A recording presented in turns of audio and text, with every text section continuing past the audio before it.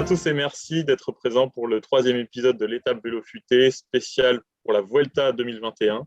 On va parler des favoris, des jeunes. Aujourd'hui, nous avons un invité de marque. J'ai nommé Jean-Baptiste Duluc. À ses côtés, toujours l'équipe traditionnelle. On a Titouan qui est ici. Et on a évidemment Quentin avec son maillot Kelmé, n'est-ce pas ? Ça va, Kelmé. C'est parti, commençons avec les favoris de cette Vuelta.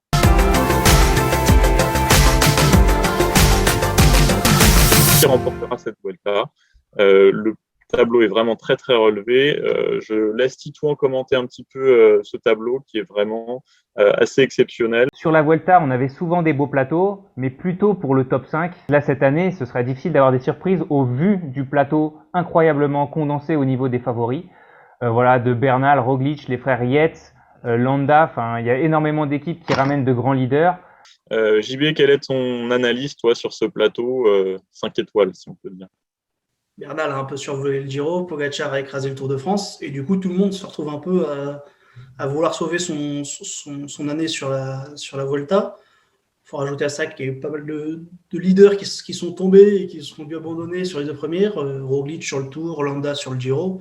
Du coup, tout le monde vient sur la Vuelta avec de l'ambition, et c'est vrai que c'est assez jamais vu pour la Vuelta d'avoir une start list de ce niveau-là. Là, on a quand même dans les principaux favoris un duel qui se profile entre Roglic et la Jumbo. Hein, il aura une super équipe. Et l'Armada Ineos, Carapaz, Yates, Bernal. Comment est-ce que vous analysez ce duel ? Moi, déjà, j'ai été assez surpris de Ineos au Tour de France, puisqu'on avait annoncé quand même une Armada, tout le monde en parlait, ils avaient une équipe de fous furieux. Au final, on a été quand même assez déçus. À cause des chutes. Il y a eu les chutes quand même qui n'ont pas joué en leur faveur. Oui, les chutes n'ont pas joué à leur faveur, mais néanmoins, ils n'ont quand même pas été animateurs comme ils devaient l'être. Donc oui, ils ont une armada. Bon, là, ils ont Bernal en plus. Je pense que c'est quand même plus que Thomas et Porte réunis. Hein. Il ne faut pas oublier aussi qu'il y a Adam Yates. Adam Yates, ce sera son seul et unique grand tour.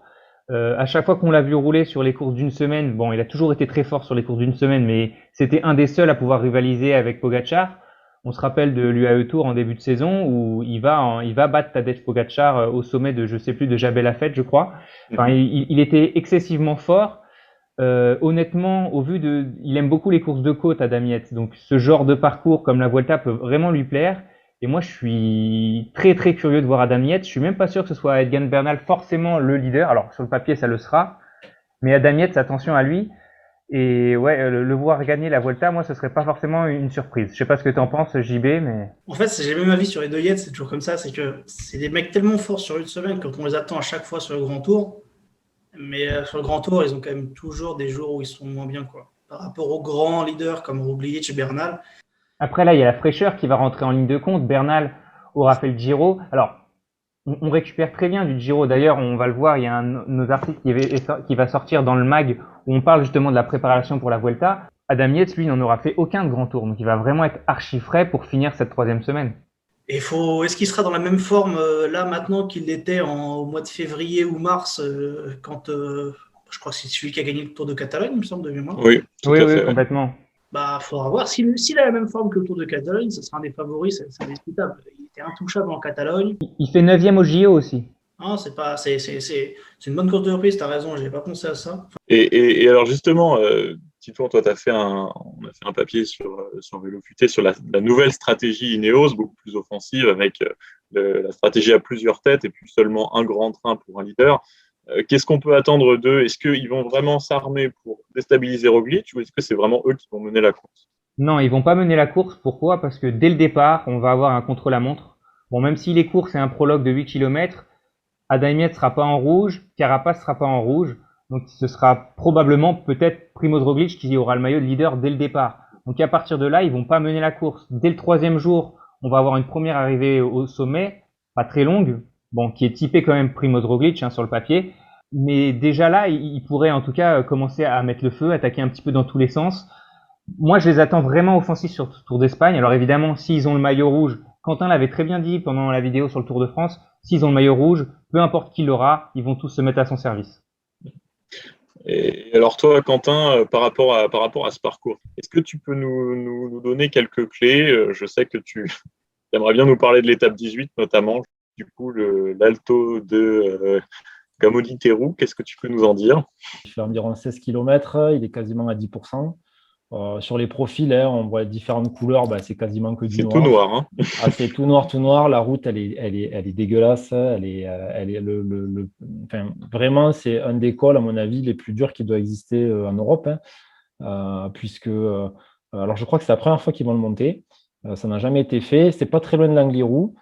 C'est une montée qui est hyper irrégulière. Alors d'habitude, je dis, il va se passer des choses sur ce genre de montée. Des fois, on est déçu, tellement c'est dur. Donc, je ne sais pas, ça dépendra qui est leader. Et alors, justement, c'est quand même à 3 étapes de la fin. Est-ce que à qui ça pourrait profiter une montée pareille? Je sais pas ce qu'en pensent les autres, mais honnêtement, la fraîcheur jouera beaucoup. Alors, Egan Bernal, moi, je le vois très fort sur ce genre d'arrivée, évidemment. Il l'a montré sur le Giro avec les mêmes types d'ascension sur le zone collane, qu'il était très à l'aise sur les gros pourcentages. Évidemment, c'est aussi le meilleur grimpeur sur le papier. Mais dans un grand jour, un Simon Yates peut être très fort, un Adam Yates peut être très fort, un Carapaz peut être très fort, un Miguel Angel Lopez peut être très fort, un Roglic peut être très fort. Donc finalement, on y va complètement à l'aveuglette. Cette étape sera vraiment importante, mais je pense que finalement, la clé du parcours, elle va être le dernier jour. Parce que le dernier jour, on le rappelle, il y a un contre-la-montre de 33 km. Qui est très cassant d'ailleurs. Qui est très cassant. Et là, pour Carapaz, Lopez, les Yates et Bernal, ou même Mikel Landa, il va falloir avoir du temps d'avance sur Primoz Roglic, au moins 1 minute. Quel scénario t'imagines, JB, par rapport à ça, pour tous les adversaires du nouveau champion olympique du chrono? Exactement ce que vient de dire Titouan, c'est-à-dire que tous les grimpeurs qui ne sont pas des formidables rouleurs à des niveaux divers, au minimum, et 1 minute d'avance sur Roglic pour espérer un temps soit peu sur le dernier parc chrono, qui est certes long, mais un peu vallonné. Donc, on ne sait jamais, dans un grand jour, avec de la fraîcheur, ça peut peut-être passer avec 1 minute de retard. Mais à moins de ça, ça ne sera même pas jouable. Et pour moi, le Gamoniteru, c'est vraiment l'endroit parfait, entre guillemets, pour les grimpeurs, pour creuser l'écart. Parce que c'est long, c'est parce qu'il n'y a pas de... C'est irrégulier, il n'y a pas de répit, en fait, pas de moment vraiment pour récupérer. C'est dur tout le long, et c'est typiquement l'école où les purs grimpeurs sont capables de créer des écarts. Encore plus sur l'école très court et pontue que la Volta propose d'habitude. Après, le problème, je ne sais pas ce qu'en pense Quentin, mais sur les gros pourcentages, on voit rarement des grands écarts parce que justement, c'est tellement dur, les vitesses sont tellement lentes que finalement, le delta de vitesse entre les deux performances, à 1 ou 2 km/h, permet pas de créer de gros écarts. Donc, je vois pas Roglic perdre sur ce genre d'étape 2 minutes, ou 1 minute et voler complètement en éclats. Surtout que lui aussi, il aime beaucoup ces gros pourcentages. Après, au 3e kilomètre, on tape dans du 11, dans du 12, on va même taper dans du 13. Sachant qu'avant, l'étape, elle n'est pas toute plate, hein. C'est-à-dire qu'il y a quand même 3 morceaux avant qui sont hyper raides. Alors, c'est des montées qui font quasiment 10 bornes. Elles sont hyper pentues. Donc, on peut se retrouver aussi avec un leader au pied du Gamoniteru qui est à la ramasse. Et par contre, dès le pied, si le mec il est largué, il va prendre 5-10 minutes. Hein. Non, mais clairement, c'est possible. Mais il faudrait pour cela, pour qu'il y ait 2 minutes ou 3 minutes ou 5 minutes, il faut vraiment qu'il soit dans un mauvais jour, dans un jour sans, qu'il ait un problème. Parce que en étant juste moyen, il perd au maximum 1 minute et quelques, je pense, ou 1 minute ou 2 sur Bernal. Il peut pas, je le vois pas perdre plus. On l'a vu à l'Angliru d'ailleurs l'an dernier. Roglic n'était pas très bien, il était moyen, quoi. Il a perdu une quarantaine de secondes peut-être. Ouais, c'est ça, je crois. Au maximum. Ouais. Donc, même dans un jour moyen, il ne perdait pas grand-chose. Mais le Gamoniteru, c'est quand même pas non plus du 20% pendant 6 km. C'est plus autour de 10-13%. Et c'est plus des pourcentages où peut y avoir des attaques, où on peut faire des différences. Je ne pense pas non plus que Roglic perdra plus de 2 minutes sur une action comme ça, sauf défaillance. C'est pas son style, en tout cas. Non. Et je ne serais pas étonné que le top 10 de l'étape se tienne en 3-4 minutes, quoi. Il y a 2 autres équipes qui peuvent s'inviter dans la danse, la Movistar et la deuxième équipe un peu plus sulfureuse, la Bahreïn. Qu'est-ce qu'on peut attendre de ces 2 équipes? Est-ce qu'elles peuvent chambouler un petit peu la hiérarchie établie? Je pense que la Movistar joue gros sur le Tour d'Espagne. Elle joue en quelque sorte un peu son image. Bon, même si Mas fait 6e du Tour, on les a globalement pas trop vus. Sur le Tour d'Italie, ils étaient complètement inexistants. Et finalement, celui qui rattrape le plus la casse, c'est encore Valverde avec ses podiums et ses performances sur les Ardennaises. Sinon, la Movistar, elle est très peu en vue. C'est aussi lui qui va gagner sur en World Tour sur le Dauphiné. Le problème, c'est qu'un mec de 41 ans qui est ta meilleure chance pour remporter une victoire, ça devient problématique. Donc là, Lopez et notamment Mas doivent vraiment prouver leur valeur. Et la Movistar a 3 têtes potentielles, même 4 avec Marc Soler. Elle doit faire mal, elle doit mettre le bazar dans tous les sens. Et je ne veux pas, et j'espère qu'on ne la verra pas rouler, à part pour jouer une victoire d'étape sur la 3e étape, par exemple. Mais en dehors de ça, j'espère qu'on la verra pas rouler, mais plutôt à l'offensive. Bah après, la Movistar, elle joue sa saison sur la Volta, donc ils ont quand même intérêt de faire tout péter. Ah, il faut le podium. Il faut le podium. Lopez a énormément à perdre sur cette Volta s'il ne se remonte pas. Sur le Tour, il avait vraiment des circonstances atténuantes parce qu'il est tombé 4 fois les 3 premiers jours. Même si je pense que ça ne sera pas lui le leader parce que c'était pas censé être lui le leader de base sur la Volta. Bon, après, ils ont l'habitude de s'adapter aux aléas et de courir avec plusieurs leaders. Qui justement des 3 pour vous a la meilleure chance de faire le meilleur résultat possible au classement général? Bah Mas, parce que Mas, mine de rien, il est hyper régulier. Hein. J'ai lu des fois qu'on disait que c'était un suceur de roue. Bah, moi, je trouve que pas du tout. Au contraire, même quand il est prêt à se faire exploser, il va au charbon. Il y va. C'est jamais des grosses attaques parce qu'il a une accélération. Il tire toute sa famille derrière, donc forcément c'est compliqué d'accélérer. Mais... Non, mais bien sûr, il a l'accélération de Tramic, forcément, ça peut pas aller. Mais en tout cas, c'est le plus régulier et on sait que Lopez, il est capable de faire de grandes choses, mais il me paraît moins régulier et je pense qu'il a plus de choses à perdre, effectivement. Je suis assez d'accord. C'est quand même la valeur sûre de la Movistar. Et si je dois miser sur un des deux pour faire podium, je mise sur Mas tous les jours. Bah moi, je vais tenter Lopez alors. Je serai un peu au plus fort à la pédale. On aura déjà une première analyse à faire dès le premier prologue parce que si Lopez finit devant Mas, bah on pourra se dire que voilà, il y a un bon signe pour Mas et pour Lopez, et puis de toute façon, cette première arrivée au sommet, elle va vite définir les rôles un peu. Petite tradition, quel est votre favori? Qui va, selon vous, remporter la Vuelta? JB, à toi l'honneur. Je pense que Landa va gagner la Vuelta.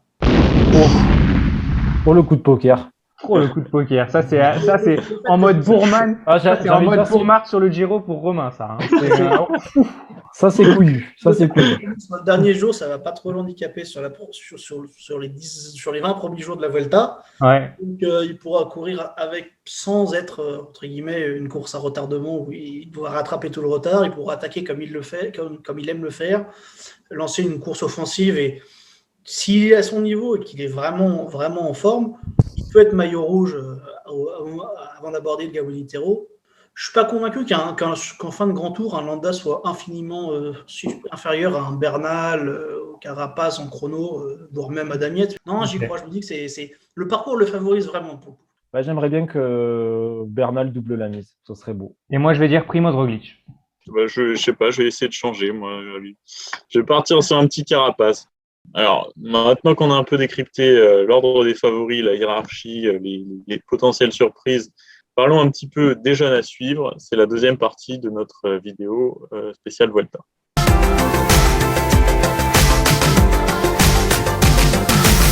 Ça importe beaucoup chez Vélo Futé. Parlons un petit peu des jeunes à suivre lors de cette Vuelta. Alors, on va faire une petite liste.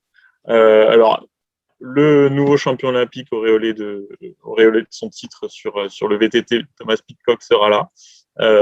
À côté, un très très très jeune coureur, très peu connu, Alejandro Valverde. Alors, expliquons un petit peu cette petite blague. Bah non, mais voilà, c'est un petit jeune qui monte. On sent qu'il a un sacré coup de pédale. Donc, je suis impatient de le voir sur la Vuelta. Qu'est-ce que vous pouvez nous dire de cette petite liste de jeunes à suivre et lequel pourrait gagner une étape? Alors déjà, je pense qu'on a été soudoyé par des amis belges, non? Vu le nombre de Belges que l'on a mis dans ces favoris. On a pris le billet, on l'a mis dans la poche et on a mis le nom. Moi, je dirais quelque chose. J'aime bien le petit Gino Madère. Il m'a bien plu au Giro. Il m'a bien plu au Tour de Suisse. Ah, il va aller chercher une étape. Hein. Alors, le seul risque, c'est qu'il soit vraiment pour mener la danse à Landa, puisque JB le voit gagner. Ça peut l'empêcher en fait d'attaquer. Par contre, s'il attaque, je pense sur une échappée, à mon avis, il règle tout le monde dans les pourcentages. C'est clair. Moi, je suis complètement d'accord avec toi. Madère, je le vois très bien briller et aller chercher une étape. Je vais être impatient aussi de voir Mauri Van Sevenant, parce qu'en fait, quand on regarde un peu la composition de cette équipe de Koenig, on se rend compte qu'il n'y a aucun leader de valeur, on va dire, pour le classement général. Donc Mauri Van Sevenant, pourquoi pas justement essayer de faire un top 10, 15. et sinon aller chercher une victoire en échappée. Mais quoi qu'il arrive, quand on regarde un peu le plateau des jeunes, on se rend compte que ce sont des coureurs qu'on va sûrement voir à l'avant, genre Dimeus aussi qu'on va peut-être voir au sprint, Simons et Krohn qu'on va voir en baroudeur ces étapes semi-vallonnées, mais aucun coureur Pour le général, ouais. ne pourra briller au général. Même Thomas Pidcock, j'ai du mal à le voir. On a vu ses limites cette année. La haute montagne, c'est pas encore pour lui. Pour l'instant, c'est plutôt un puncher. Donc Pidcock, il va avoir plus un rôle d'équipier dans cette formation Ineos.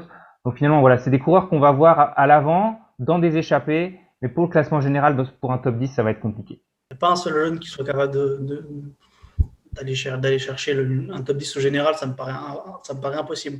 Même Vincent Venant et Pidcock, je ne pense pas qu'ils aient les capacités d'aller chercher le top 10 pour cette année, vu le casting de cette Vuelta-là. Pidcock, c'est un bon candidat pour éventuellement prendre le maillot de leader sur la première arrivée au sommet. Ça ne me paraît pas invraisemblable. Et encore, 8 km, c'est long pour lui. Disons que c'est la première, et c'est souvent un peu, ça se regarde un peu souvent sur la première, donc il a une petite chance, quoi. Mais sinon, c'est vraiment des chasseurs d'étapes tous. Et je ne serais pas étonné qu'il y en ait 5 ou 6 qui aillent en chercher, parce que c'est un peu le thème cette année des échappés qui vont au bout sur les grands tours. Donc, il y en aura au moins 7-8, je pense, qui iront au bout. T'as emmerdé avec Pidcock parce qu'il a déjà 3 leaders avant lui, donc pour jouer le général, c'est compliqué. Je veux bien que ce soit un prodige, mais il ne faut pas exagérer quand même. Non. En sachant que c'est peut-être le seul grand tour qu'il est vraiment en mesure de remporter très rapidement compte tenu des ascensions. Mais moi, je ne crois pas qu'il soit capable de remporter un gros tour ce que j'allais dire, à moyen terme. On s'envole pas mal parce qu'il y a 2 ans ou l'année dernière, il est très bon sur le Baby Giro. Mais Pidcock, il a plus un profil de puncher, voire de coureur de classique. On pourra le voir briller sur le Tour des Flandres, sur Liège-Bastogne-Liège, sur l'Amstel, etc.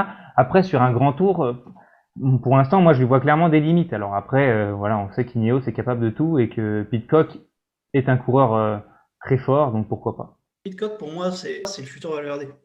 Ce qui ne veut pas dire qu'il gagnera des grands tours, justement. Moi, le futur Valverde, pour moi, c'est Juan Ayuso. Pour moi, non, Ayuso, c'est beaucoup plus un grimpeur pour moi. C'est un Contador, c'est plus un Contador d'ailleurs. Qui est bien meilleur que Valverde au passage. Ayuso, il a une sacrée pointe de vitesse. Vous verrez qu'il a énormément de points communs avec. Mais pour moi, il grimpe mieux. Pour moi, c'est plus le futur Pogacar que le futur Valverde.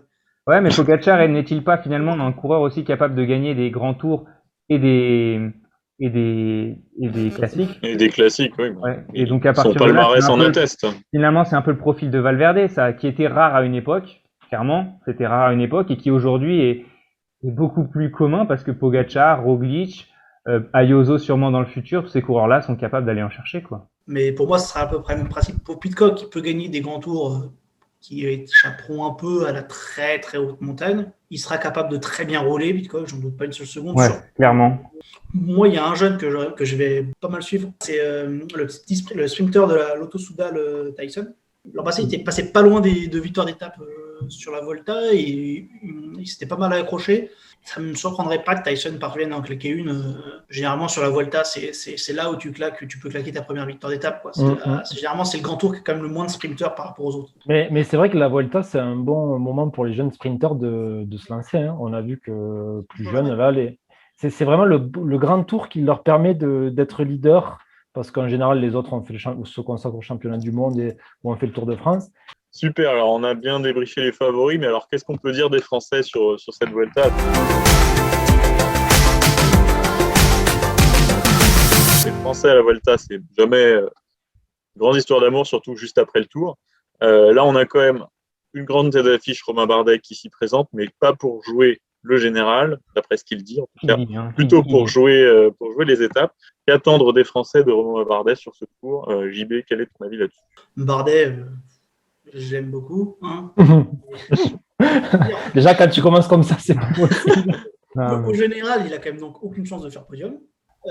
Et donc, il va se concentrer sur la victoire d'étape. Moi, je veux bien, mais au sprint, il est quand même jamais le plus fort. Sinon, mais c'est pour ça que j'y crois pas, moi, cette histoire de victoire en échappée pour Romain Bardet. Moi, je le vois jouer le général. Parce que... Oui, pareil. Je suis persuadé qu'il veut jouer quand même le général, mais qu'il veut pas se mettre la pression. Et qu'il il fait une Guillaume Martin, de toute façon. Ce que j'allais dire, je le vois faire une Guillaume Martin. Guillaume Martin. Et il va faire le 8e du général comme Guillaume Martin.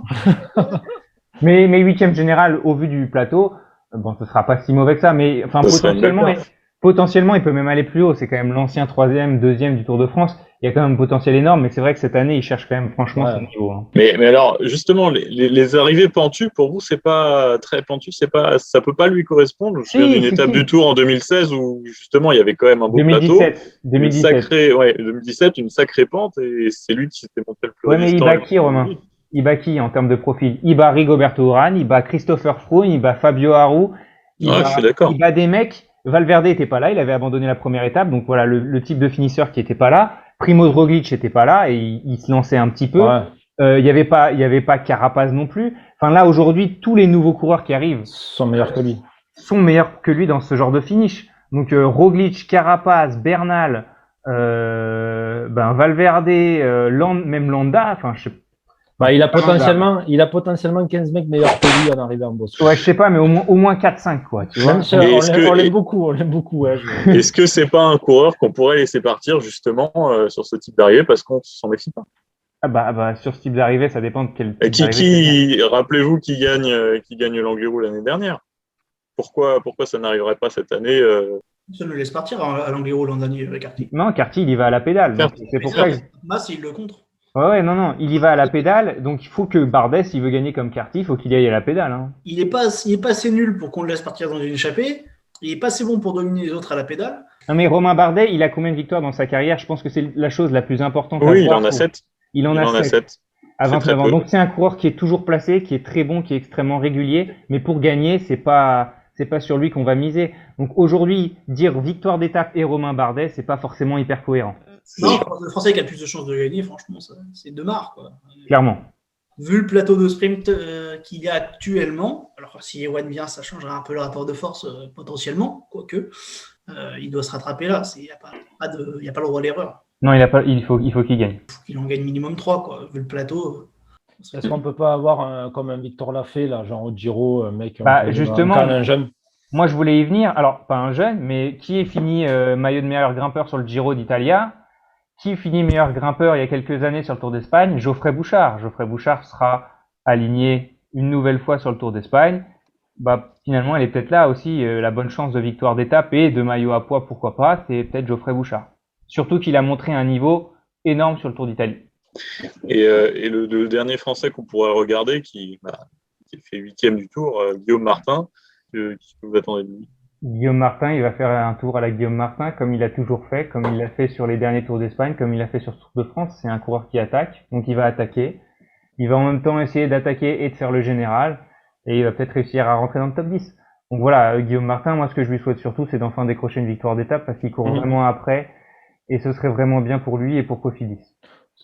Franchement, il est au maximum avec ses capacités, et ça, franchement, il optimise au maximum. Il le mériterait vraiment de la plaquer. Même si, encore une fois, c'est comme pour Bardet, je vois pas comment il va réussir à en plaquer une. Il faut vraiment qu'il soit tout seul. Il était généreux sur le Tour, il a couru les jeux.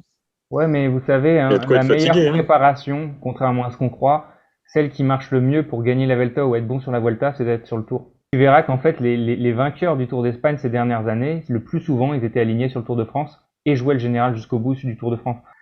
Et moi, Guillaume Martin, s'il est comme les autres, logiquement, il peut être très bon sur ce Tour d'Espagne.